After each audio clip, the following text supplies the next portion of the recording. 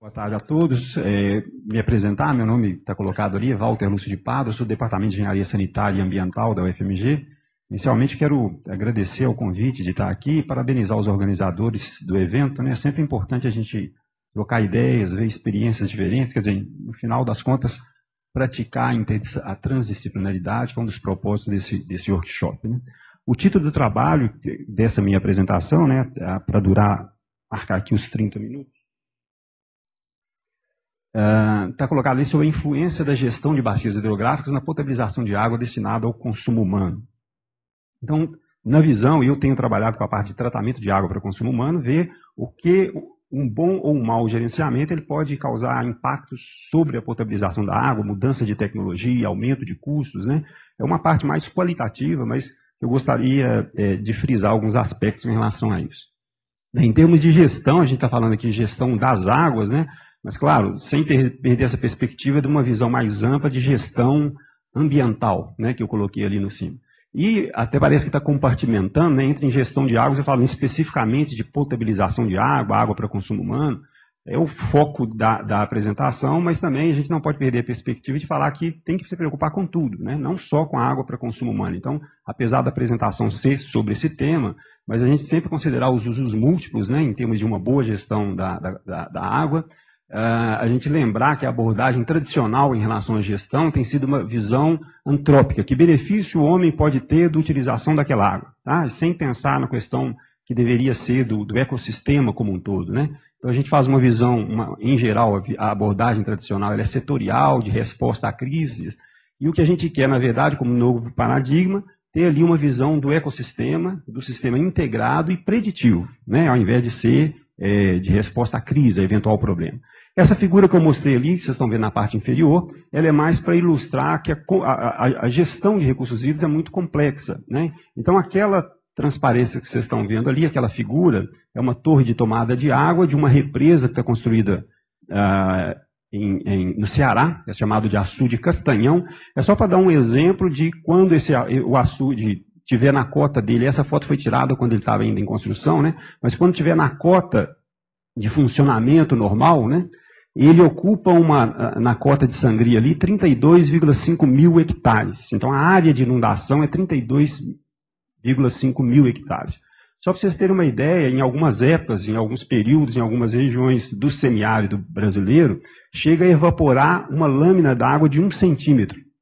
Se a gente fizer a conta que num dia evapora 1 centímetro, isso acontece, né, com certa frequência em algumas localidades, aqui, a perda de água por evaporação ali chegaria a 32 mil litros de água por segundo, de água que é evaporada nessa área de inundação. Então, vocês têm ideia de que área que aquilo ali abrange, né? E aí o gestor fica, olha, se eu liberar muita água para um determinado uso, ela pode secar rapidamente ou diminuir muito a lâmina d'água, né? Se eu ficar segurando aquela água porque o regime de chuva é muito irregular, eu posso em alguns dias perder 32 mil litros de água por segundo, né? A gente considerando aqui Belo Horizonte, daria para abastecer Belo Horizonte mais ou menos 2 vezes, né? A vazão nossa aqui é até um pouco menos de 16 mil litros por segundo. Então, para mostrar a complexidade de algumas tomadas de decisões que têm que ser feitas, né?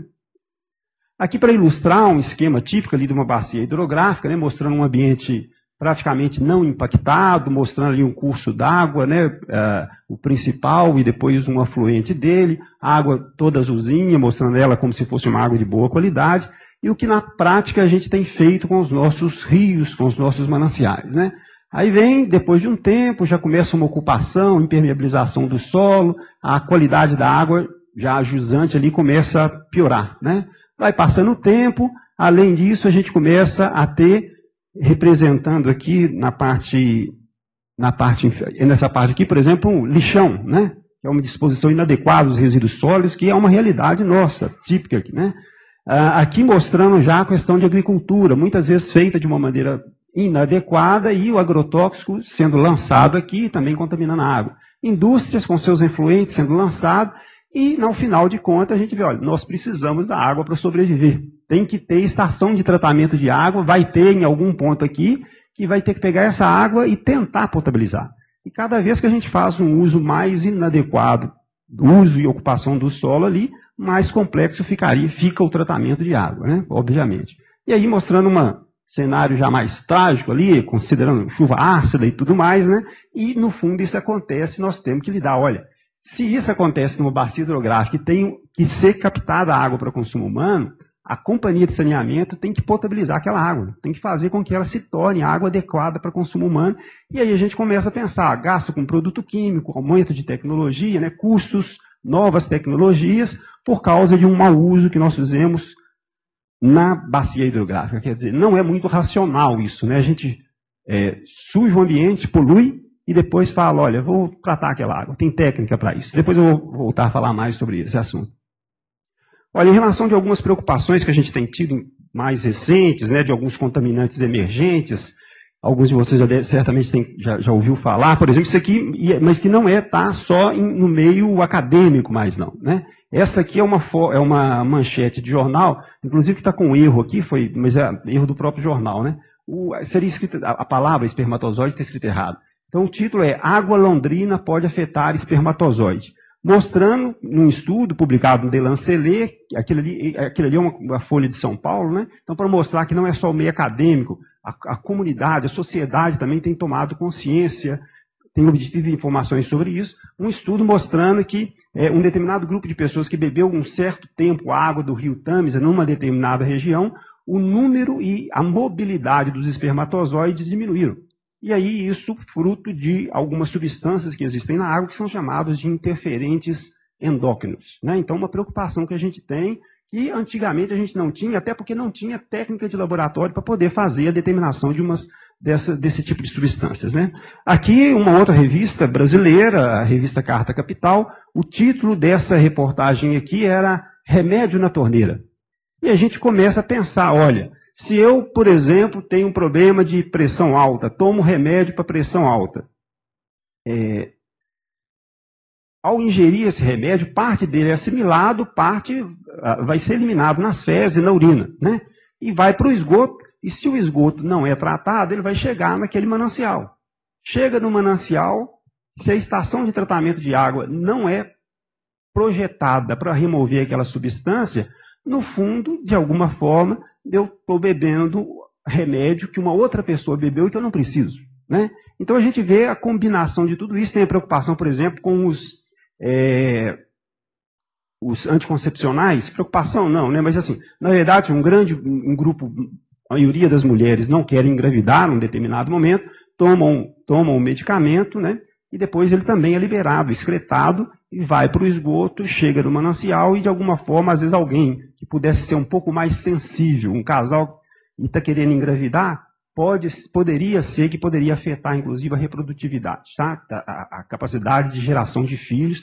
Isso está num estágio muito inicial, a dose para poder levar isso seria muito elevada, mas é uma preocupação que a gente tem que ter, tá? Em pequenas quantidades, algumas pessoas podem ser mais sensíveis do que outras, inclusive sofrer essas consequências, né?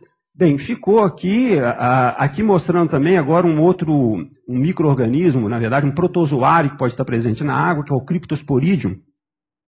Muitos biólogos aqui, né, sabem mais do que eu sobre isso, mas uma preocupação que você tem com relação ao Cryptosporidium, a dose infectante dele é muito baixa, né? E ele, para vocês terem uma ideia, quando a gente pensa, olha, imaginem vocês, os que são biólogos aí, tem lá o Cryptosporidium, se ele está presente na água, e o engenheiro quer remover aquilo. A tendência da gente falar, micro-organismo, então eu removo com cloro, estou tranquilo, né? Eu vou fazer a desinfecção da água, eu removo. Aí, para chamar a atenção, né, dados de pesquisa realizados mostrando a dose com que você consegue inativar o Cryptosporidium, por exemplo, utilizando um tempo de 1 minuto, eu preciso de uma dose X para poder inativar coliforme. Para inativar a mesma quantidade de Cryptosporidium nesse mesmo tempo de 1 minuto, os estudos mostram que seriam preciso uma dose de cloro 720 mil vezes maior. Na prática, quer dizer o seguinte, o cloro não remove o Cryptosporidium. Acabou. Se ele apareceu ali, ele não vai ser removido pelo cloro. Ele tem que ser removido de uma outra forma qualquer, né? Ficou muito famoso um caso de contaminação em Milwaukee, nos Estados Unidos, que alguma coisa da ordem de 300 mil pessoas foram contaminadas por causa do Cryptosporidium, e até começaram a fazer mais pesquisas em função desse incidente que aconteceu. Aqui mostrando também uma foto aqui de Minas Gerais, mas a questão das algas, né, mais especificamente das cianobactérias, né, o Fernando Jardim está aqui, é um biólogo das pessoas que mais têm estudado, maiores experiências em relação a esse tema, mas mostrando aqui Cryptosporidium, no caso aqui as cianobactérias, ficou muito famoso aquele caso das mortes lá em Caruaru, né, aqui no Brasil. Tá? E aqui, quando a gente fala, por exemplo, do ponto de vista da engenharia, né, a gente fala da transdisciplinaridade, do ponto de vista da engenharia, as algas em si, elas não causam problema só por causa das toxinas, preocupação sanitária enorme com relação a isso, mas problema de entupimento de filtro, problema de odor, né, e do ponto de vista da engenharia estrita mesmo, da engenharia civil, sempre gosto de falar isso em sala de aula para os engenheiros, para os estudantes, até para ver a importância, né, de conhecer a biologia, que algumas algas, elas causam corrosão no concreto e no aço. Então, às vezes, uma pessoa sem conhecimento sobre isso, projeta lá um decantador e tal, e vai ter problema depois de corrosão, fala, mas só passava água ali, né? E às vezes é por causa das algas. Né? Então, é muito importante a gente interagir com outros profissionais e aprender, porque eu coloquei uma outra frase ali, né? Porque às vezes a gente conversar assim, tradicionalmente, eu estou falando que eu sou engenheiro civil também, né? A gente fala assim, mas se as algas estão causando problemas, cianobactérias, vamos acabar com elas, né? Aí a gente conversa com o biólogo, aí o biólogo fala assim, olha, vai ser meio difícil, elas estão aí há 4 bilhões de anos, né? Então elas passaram por tudo que foi de era glacial e tudo mais e estão sobrevivendo aí. Então o ser humano vai acabar, mas elas vão estar aí, né? Então a gente, claro que o que o ser humano tem feito em sentido de aumentar, de eutrofizar os nossos ambientes, causar problema para ele próprio, né? É extremamente preocupante, né? Bem, não dá para acabar com as cianobactérias, né? Nem se tem essa intenção. Elas têm um papel importante também, né? Importantíssimo, inclusive, para a vida na Terra, por causa do oxigênio, né? Mas a gente poderia, pelo menos, né, conseguir acabar com, a gente fala floração de algas, né? Pelo menos a floração de pneus a gente poderia acabar, né? Porque é isso aqui que a gente faz com os nossos mananciais, né? Então, um descuido completo, né? E consequência do ponto de vista sanitário, do ponto de vista de custos do tratamento, né, de riscos para a saúde. E aqui, entrando um pouco na parte da legislação brasileira, que muitos aí certamente vão lembrar, quando a gente fala na classificação das águas doces no Brasil, a gente tem a classe especial, classe 1, 2, 3, classe 4, e lembrando que a classe especial, pela resolução do CONAMA, ela menciona que a água ela pode ser consumida simplesmente desinfetando, não precisa fazer nada mais com a água. Tá? Pela resolução do CONAMA. Não precisa filtrar, não precisa decantar, nem nada. Simplesmente você desinfeta. A água de classe 4, ela só é para navegação e harmonia paisagística. Eu coloquei aqui interrogação, exclamação, para a gente discutir sobre isso, porque na prática, apesar da resolução do CONAMA falar que aquilo é só para navegação e harmonia paisagística, nós tratamos muita água de classe 4 tentando tornar ela potável, né? Então, os valores ali para a classe 3, que não atenderia mais a classe 3, a rigor, pela resolução do CONAMA, a água não poderia ser tratada para consumo humano. E acontece muito da gente ter que tratar essas águas, tá? Senão, várias cidades ficariam desabastecidas por causa disso. Então, na prática, a resolução ela não é cumprida, né? Existe técnica para poder tratar a água, sem dúvida nenhuma, de classe 4, mas há uma grande preocupação com relação aos riscos sanitários. Eu coloquei aquela foto ali, ó, de um copo d'água com uma colherzinha, imaginando que vocês tivessem que beber água, eu falasse com vocês assim, ó, suponha que naquela água ali, que ela é potável a princípio, tá? Você pode beber, não vai causar nenhum dano à saúde, mas eu vou colocar, por exemplo, nitrato na água. E aí a pergunta, vocês beberiam a água? Aí alguém vai associar nitrato, tem a história da meta-hemoglobinemia, né? Síndrome do bebê azul. Mas se afeta a criança, beberia, uma quantidade pequena, dependendo do valor que está colocado ali. Aí eu falo assim, então vamos colocar além do nitrato, vamos colocar ali, por exemplo, sulfeto. Beberiam a água? Bem, sulfeto o que pode causar? Talvez uma concentração mais elevada pode causar alguma diarreia, tá? Um desarranjo intestinal.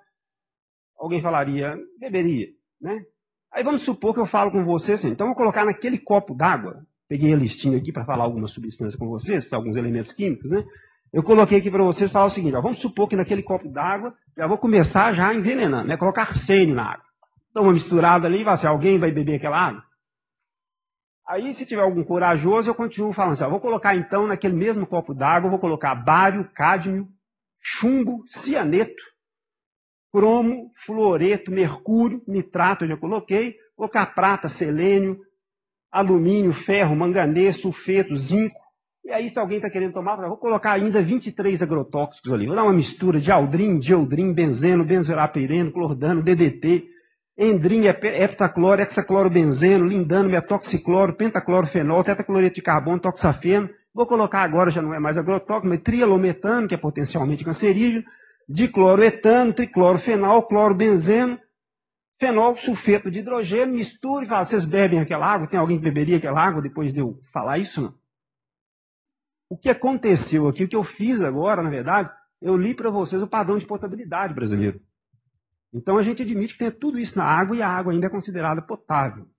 Depende da quantidade que tem. Só que os estudos para ver efeitos sobre a saúde são extremamente complexos, né? A gente trabalha com coeficiente de segurança muito elevada e não se sabe o efeito de sinergismo que tem entre essas substâncias. É muito complicado fazer isso. Tá? Então o que eu li ali são o padrão de potabilidade. Então a gente pode beber mercúrio, aldrin, benzeno, benzoilapireno, clordano, DDT e tudo mais, e a água ser considerada potável dependendo do valor da concentração que está ali. Tá? Obviamente que não é razoável. Para que eu vou pegar aquela água que era potável e colocar esse monte de coisa ali dentro? Né? Para nada, né? Bem, é o que acontece mais ou menos quando a gente muda de classe especial para classe 1, 2, 3 e 4 e por aí afora. Tá? Bem, essa foto mostra uma estação de tratamento de água típica, um desenho, mais ali um esquema de engenharia, né? Mas é uma estação que a gente chama de estação convencional. Não sei se dá para vocês identificarem ali. Aqui a gente estaria o decantador, aqui seriam os filtros da estação, aqui seria um floculador, aqui onde a gente faz a aplicação de produto químico para mistura rápida, né? Então essa é uma estação que é chamada de estação de tratamento de água convencional. Se o manancial tiver turbidez alta, cor alta, a gente lança a mão dessa técnica. Agora, se a qualidade da água for melhor, eu posso, inclusive, dispensar o floculador, posso dispensar o decantador e ter uma técnica que é chamada de filtração direta. A estação seria só isso, mais o filtro, se a água permitir. Então, se a água permitir, eu vou ter uma estação de tratamento de água que vai ocupar uma menor área, menor impacto ambiental, menos uso de concreto, menos uso de produto químico, se a qualidade da água permitir. Né? Então, olha só, quando a gente fala do tratamento de água na abordagem tradicional da engenharia, vocês vão ouvir falar, eu já falei em sala de aula, né? E isso é real, mas isso não é inteligente. A gente fala assim, olha, do ponto de vista técnico, eu posso potabilizar qualquer água. Você pode pegar esgoto e transformar esgoto em água potável. A técnica existe para isso. Você pode destilar água, por exemplo, né? E transforma ela em água potável. Só que não é inteligente fazer isso porque o custo disso, de potabilizar uma água de péssima qualidade, e o risco sanitário é muito elevado. Então, tem locais em que pega praticamente mesmo esgoto e potabiliza a água. Né? Só que se tiver uma falha na estação, vai chegar esgoto na torneira de alguém. Né? Então, a gente tem que ver isso. O risco sanitário é muito elevado. Então, é muito mais inteligente a gente trabalhar com a questão de proteção de manancial. Utilizar técnica sofisticada, estudar técnica sofisticada é importante para o desenvolvimento da ciência, até porque é necessário também, como esse manancial aqui que eu estou mostrando para vocês, que ele é superficial, manancial superficial, né, de água salobra. E aí, como a água é salobra, para remover o sal, a técnica que a gente tem mais viável ainda, não é barata, mas é mais viável economicamente, é a osmose inversa. Né? Então, a gente pode potabilizar a água do mar, tirar o sal da água do mar também, mas é um custo elevado. Tá? Então, mas há situações em que é necessário isso. Mas o que não é razoável é nós mesmos criar o problema e depois resolver de uma maneira que não é a melhor possível. Né? Quando a gente fala de gestão também de bacia hidrográfica aqui, a questão que é colocada, inclusive, no tema do workshop, né, de a gente trabalhar com a questão das políticas públicas, a gente sempre lembrar da participação dos usuários, né? E eu coloquei aqui como maus exemplos, isso é uma realidade que eu vou colocar aqui do Brasil, né? Praticamente todas as empresas e companhias de saneamento do Brasil fazem isso, né? Em maior ou menor grau, algumas delas estão se empenhando em fazer diferente, né? Mas que é o seguinte, olha, capta a água do rio, quer dizer, diminui a vazão do rio, trata a água e aí a sujeira que foi gerada no tratamento volta para o manancial de novo. Então, enquanto isso for aceito de uma maneira sem muitos questionamentos, vem um mau exemplo de quem não poderia dar um mau exemplo, né? Como acontece também em vários locais do Brasil, a realidade da Europa é outra, né? Mas quando coleta o esgoto, não trata o esgoto e lança o esgoto bruto no manancial novamente. E às vezes uma outra companhia mais ajusante vai captar e ter que tratar aquela água também, né? Infelizmente, isso é a realidade nossa, né? Quando a gente fala aqui também a questão de alguns estudos de caso, quando a gente fala assim, fazer alguma coisa que parece bem interessante, hein? Por exemplo, para reduzir a poluição atmosférica. Essa substância aqui, metilterquibutil-éter, ela é utilizada em combustível e ajuda a reduzir a poluição atmosférica. Interessante, foi muito utilizado durante muito tempo, é utilizado ainda em vários países, né?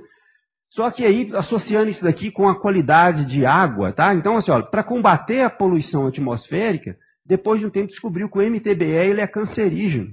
E que ele, vazamento de alguns tanques, chegava na água subterrânea e aí causa problema para a água. Então, querendo reduzir o problema da poluição atmosférica, causando problema na água. E aí fala assim, mas aí depois disso alguns estudos mostraram, mas se colocar cloro, o cloro degrada o MTBE, aquele metilterquibutil-éter. Mas o estudo depois posterior mostrou que aquele produto da degradação era cancerígeno também. E aí o que aconteceu? Aí veio pesquisa para falar, não, mas dá para tirar o MTBE se a gente colocar colocar peróxido de hidrogênio e ozônio. O processo que é chamado de peroxônio. Aí resolve. Bem, aí tá, né? Mas aí cada vez coloca mais produto complexo e depois de um tempo descobre, não foi bem assim não, aqui lá tinha alguns efeitos também, né? É assim que a gente vive, né? Sendo que o mais razoável seria a gente, talvez, utilizar menos combustível, andar mais a pé, de bicicleta, né, transporte público, né, para evitar que se utilize tanto o MTBE, é um dos produtos mais utilizados aí, em termos de produção dele, toneladas por ano, tá? Deixa eu ver, estou controlando um pouco o meu tempo. Isso aqui também é só para fazer nessa associação, né, de água. Isso daqui uma vez eu li num livro, uma coisa que eu achei muito interessante também, por causa dessa complexidade de trabalhar com o meio ambiente, né, das consequências de alguns atos que parecem inofensivos.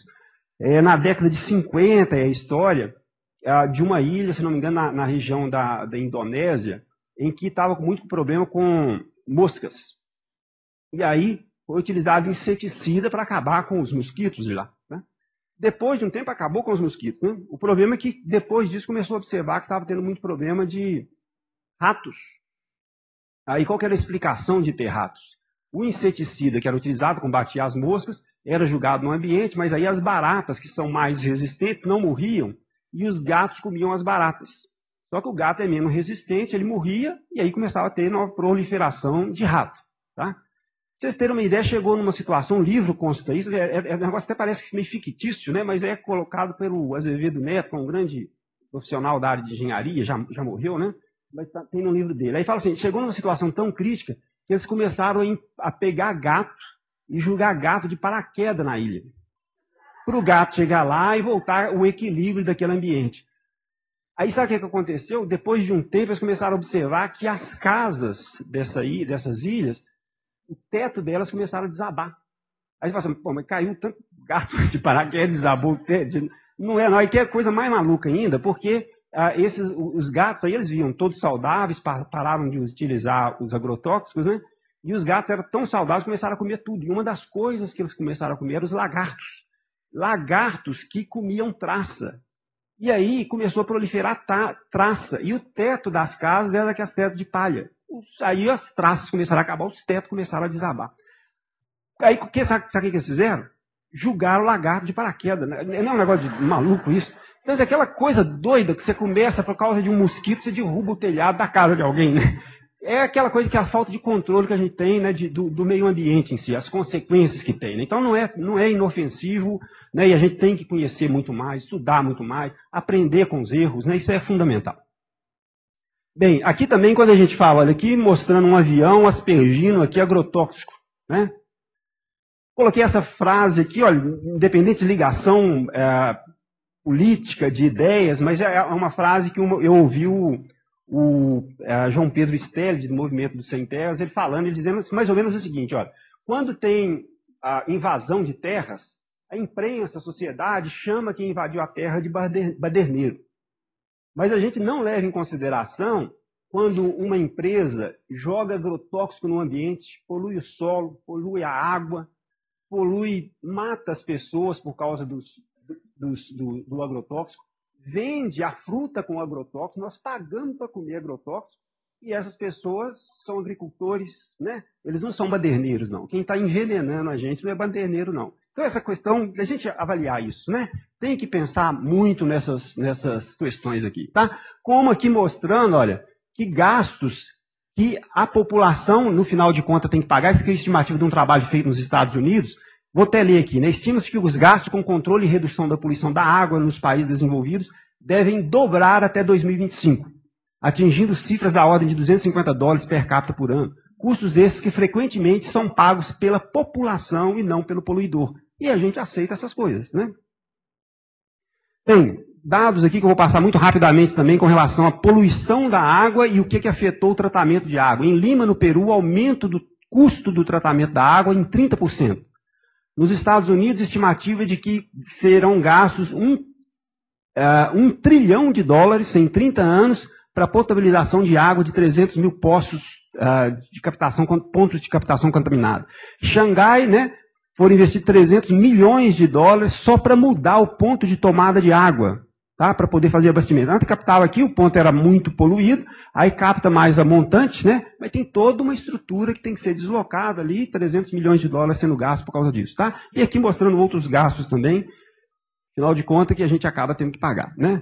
E a gente muitas vezes não leva em consideração, olha, quanto que isso representa em termos de redução, em termos de custos, né? Que é até muito difícil quantificar isso aqui. Quanto que o problema na água, né, de contaminação da água, de tratamento inadequado, quanto que representa de custo pela redução da produtividade do número de horas trabalhadas por uma pessoa que ficou doente porque bebeu uma água contaminada. Quanto que representa em termos de aumento do gasto com a rede hospitalar, quanto que tem para impacto na indústria de turismo, né? E outros custos aqui que está sendo colocado, né? Parece propaganda da Credit Card, né? Quanto que vale isso, quanto que vale aquilo, né? E tem algumas coisas que não tem preço. A saúde da população não tem preço, não, né? Então está colocado aqui qual que é o custo do risco sanitário. Uma coisa que a gente não consegue quantificar bem, né? Bem, exemplos aqui nosso bem particular, né, aqui para os colegas de Portugal, então alguns vieram para o Brasil, para Belo Horizonte pela primeira vez, né, a Lagoa da Pampulha, né, um dos cartões postais aqui da cidade de Belo Horizonte, projetado por um arquiteto muito famoso, Niemeyer, né. Então é um lugar muito agradável da gente passar. Agora, em contraste com isso, uma foto de jornal tirada na Lagoa da Pampulha, né. O que a gente faz com os nossos ambientes, né? Lembrando, por exemplo, que a Lagoa da Pampulha, há um tempo atrás, alguns anos, né, a Copasa tinha condições de pegar água compensava ainda pegar água da Lagoa da Pampulha e tratava e Belo Horizonte consumia essa água. Só que a Lagoa da Pampulha ficou tão poluída que levou, inclusive, acelerou o processo da Copasa ter que construir um sistema a 60 quilômetros daqui, que é chamado Sistema Rio Manso. E o Rio Manso, na época, custou alguma coisa da ordem de uns $500 milhões na época, tá? Que a relação de dólar não era tão bem como essa. Quer dizer, a gente vai aumentando os custos, né? Pega água a 60 quilômetros. Então, quando a gente fala de transposição de bacia, a gente tem transposição de bacia para trazer água para Belo Horizonte, né? Lá é Paraopeba e a água chega até aqui, tá? Bem, eu coloquei aqui também, olha só, para a gente pensar bem nosso, bem mineiro, bem de Belo Horizonte, né? Desculpa os que não são da cidade aqui no caso. Só para a gente pensar um pouquinho, a Avenida Antônio Carlos, praticamente todo mundo vindo do aeroporto deve ter passado por lá, né? Ela foi duplicada recentemente. Desapropria e tal, para dar maior fluxo para os veículos. Agora, quando fala assim, será que daria para recuperar o Rio das Velhas, o Rio das Velhas, ou o Rio Arrudas? Mas aí é muito complicado, tem que desapropriar, mas para trânsito pode, para alguns quilômetros ali da Antônio Carlos pode, mas aí para o Rio Arrudas, aí não dá não, a coisa fica meio inviável isso. É só para a gente pensar, né, de algumas coisas que são feitas e a gente refletir um pouquinho sobre elas, tá? E pode ser difícil, né? Mas pensar, tentar o impossível é um bom motivador para a vida da gente também, né? E aqui um bom exemplo ó, de estudo de caso, muito conhecido também, no caso de Nova York. Em resumo, não vou ler ali para vocês tudo, não, mas é que a qualidade da água que servia dos mananciais que abastecia Nova York estava deteriorando, a Agência de Proteção Ambiental dos Estados Unidos acompanhando isso, e eles chegaram à conclusão de que naquele processo que estava de deterioração da qualidade da água, teriam que investir cerca de 3 a 8 bilhões de dólares na época para poder potabilizar a água. 3 a 8 bilhões de dólares adicionais. Aí foram feitos estudos e falaram, será que isso é a alternativa de mudar a tecnologia, de começar a fazer um tratamento que anteriormente não tinha? E os estudos mostraram que eles, com atividade educacional, com desapropriação de grandes áreas para proteção dos mananciais, eles teriam um custo estimado da ordem de, não sei se eu coloquei aqui não, mas era da ordem, olha só, aqui a estimativa para tratar a água, 3 a 8 bilhões de dólares. Se fosse feito medidas de proteção do manancial, alguma coisa da ordem de 1,4 bilhões de dólares. Então, inclusive, era mais barato, mais econômico fazer a desapropriação para proteger o manancial do que ter que sofisticar o tratamento da água. Tá? Bem, aqui só para terminar, estou com 35 segundos a mais aqui. Só para terminar, gente, é quase uma chargezinha, mas para a gente refletir um pouquinho. Por exemplo, quando a gente fala assim, ó, construir um balanço, né? Vou passar isso bem rapidamente mesmo. Eu quero construir um balanço. Se alguém fala assim, um balanço, aí coloca 3 tábuas aqui para o balanço, e alguém fala, não precisa disso, precisa de tanta coisa assim para um balanço, não, né? Se a gente fosse pensar, olha, eu quero tratar a água, alguém sofistica o tratamento da água, e alguém vai analisar e falar, não precisa disso, não. Essa água não precisa dessa sofisticação para ser tratada, não. Aí passa por alguém, analisa, e alguém tira os bancos, mas deixa uma cordinha aqui a mais ainda. Aí alguém avalia e fala, pera lá, esse negócio não está bom ainda não. Tá? Dá para poder fazer uma coisa mais ajustada ali, né? Que não comprometa a saúde da população, tá? Alguém vai e fala, ó, então 2 cordas e um balanço, está ali feito o que eu preciso, né? Tem tudo que eu quero, mas não funciona, né? Não está funcional, não está arranjada as coisas ali da maneira adequada. Alguém analisa e fala, olha, de jeito nenhum, você está doido, resolve esse problema que isso não vai funcionar. Aí alguém faz um novo projeto, e aí o projeto é aquele lá. Está lá, aí vai funcionar durante 6 meses do ano, vai funcionar, né? Alguém analisa e fala, olha, de jeito, coloca isso para funcionar, tá? Aí alguém com a visão ambiental sensacional, né, assim, cuidadoso com o meio ambiente, vai lá, corta a árvore, coloca apoio, pronto, agora funciona. Funciona, mas é um custo ambiental absurdo, né? Sendo que muitas vezes o que a população queria, ou que era possível, uma corda e um pneu resolveria o problema. Então é isso da gente pensar, né? Muitas vezes a gente sofistica no tratamento de água e tal, e não pensa qual que é o gerenciamento da bacia hidrográfica, melhoria da qualidade da água, recuperação, revitalização de rios, né? É muito mais inteligente a gente trabalhar dessa maneira, né? Do que dessa outra aqui, né? Ninguém tem dúvida disso. Ok? Obrigado.